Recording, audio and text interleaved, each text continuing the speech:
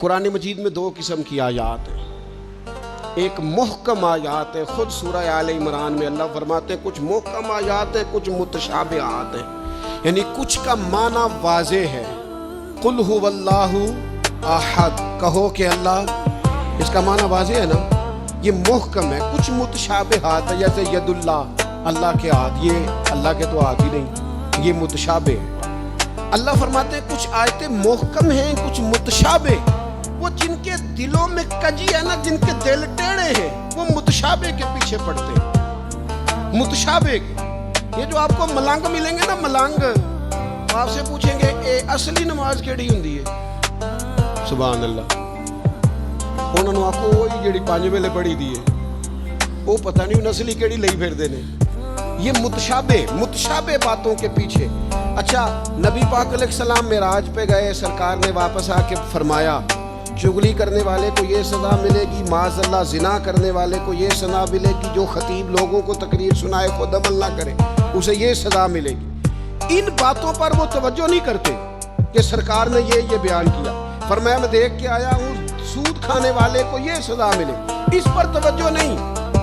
وہ پوچھتے کیا ہیں؟ کہتے ہیں یہ بتائیں براق جس پہ حضور بیٹھ کے گئے تھے اس کا رنگ کیسا تھا؟ میں آپ کو راز کی بات بتاؤں، معراج میں کیا کیا باتیں ہوئی تھیں؟ او بھائی تو رہنے دے، تیرے پاس جو محکم باتیں ہیں تو ان پہ عمل کر۔ شریعت میں کچھ چیزیں واضح، مثلا ایک مسئلہ ہے، مسئلہ تقدیر۔ تقدیر پر ایمان لانا ضروری ہے، پر اس کی تشریحات میں نہیں آنا چاہیے۔ یہ تقدیر کا یہ مسئلہ کیسے ہے، یہ مسئلہ کیسے ہے، اس میں جانے سے نبی پاک نے منع کیا، لیکن لوگوں کو عادت ہوتی ہے وہ باتیں چھیڑنے کی جن کو چھیڑنے سے شریعت نے روکا ہے، وہ چھیڑتے ہیں۔ یہ آپ حدیث پاک سنیے، حضرت ابو ہریرہ رضی اللہ تعالیٰ عنہ ارشاد فرماتے ہیں ہم سب لوگ ایک دن بیٹھے تھے تو کچھ لوگ مسئلہ تقدیر پر بحث کر رہے تھے، سرکار تشریف لے آئے۔ فرماتے ہیں حضور نے ہمیں وہ باتیں کرتے سنا مسئلہ تقدیر پر، تو نبی کریم صلی اللہ تعالی علیہ وآلہ وسلم کے رخسار مبارک، یہ حضرت ابو ہریرہ کے لفظ ہیں، فرماتے ہیں حضور کے غصے سے مقدس رخسار اتنے سرخ ہو گئے جس طرح کے انار نچوڑ دیا ہو رخساروں پر، جلال آیا نبی کریم۔ رسول اللہ صلی اللہ تعالی علیہ وآلہ وسلم نے ارشاد فرمایا تم سے پہلے لوگ اس لیے ہلاک کر دیے گئے کہ وہ ایسی باتوں پر بحث کرتے تھے جن پر بحث کرنے سے اللہ نے منع فرمایا۔ اور حضور فرمانے لگے کیا میں اس لیے مبعوث ہوا تھا؟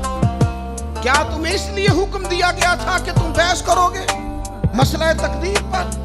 متشابہ میں الجھ گئی ساری قوم، ایسی باتیں ڈھونڈ کے لاتے لوگ، ان کا مزہ لیتے، کہتے ہیں جی یہ بات تو سارے مولوی کرتے ہیں، انوکھی بات کریں۔ انوکھی بات کون سی ہوتی ہے؟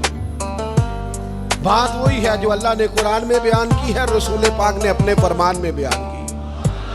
آپ چھپی ہوئی باتوں کی ٹو میں نہ پڑے، جن باتوں سے منع کیا ہے۔ 2 دفعہ قسم اٹھائی ہے نبی پاک نے، 2 دفعہ رسول اللہ صلی اللہ تعالی علیہ وسلم نے قسم اٹھا کے فرمایا میں تمہیں قسم دے کے کہتا ہوں مسئلہ تقدیر میں بحث نہ کرنا، میں تمہیں قسم دے کے کہتا ہوں مسئلہ تقدیر میں بحث نہ کرنا۔ تو خدا کے بندو، جن باتوں سے ہمارے نبی پاک نے ہمیں قسمیں دے کے روکا، ان باتوں میں الجھتے ہو۔ معرفت دی گل، معرفت کی ہوندی ہے؟ معرفت وہ ہے جو تمہیں کمال بتائیں گے، گہیے بتائیں گے تمہیں معرفت۔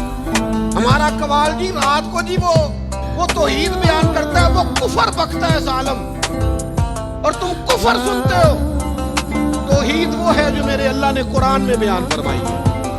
قل هو اللہ احد اللہ الصمد لم یلد ولم یولد ولم یکن لہ کفوا احد۔